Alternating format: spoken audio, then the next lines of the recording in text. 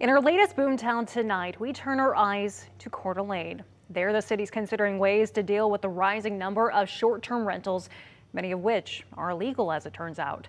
KREM 2's Nathan Young spoke with property owners about what they think of this new change.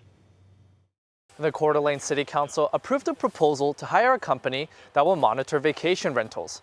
The city wants to start cracking down on short-term rentals that aren't legally permitted. Coeur D'Alene, known for its scenic views and outdoor adventures, is home to more than 1,000 vacation rentals.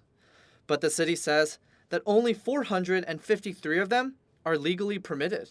Short-term rentals are awesome. People come here to North Idaho to experience the lake. With so many short-term rental properties that aren't tracked, the city is hiring Granicus, an agency based in Minnesota, to help regulate STRs.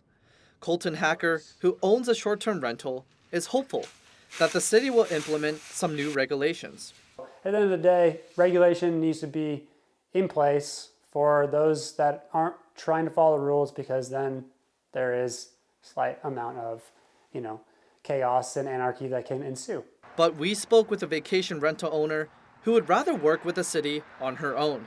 Evidently, they've hired an outside company to collect that data, but I hope they will still consider working with the citizens. The city says that they need to know how many and where the illegal rental units are and able to make future regulations. This is where Granicus comes in. The city is paying them over $50,000 to come up with this data. And how they're coming up with this money? A fee increase for STR permits. Short-term rental owners that are legal and permitted paying for the bill just doesn't seem right. The current STR permit ordinance was passed in 2017.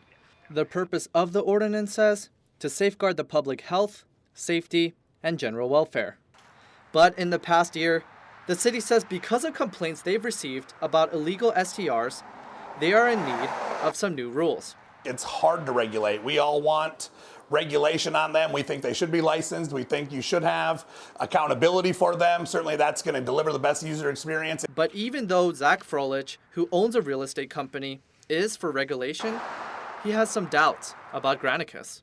I just think doing it externally is always going to be problematic. The city says that some of the new regulations they are looking into are limiting the number of short-term rental properties on one block.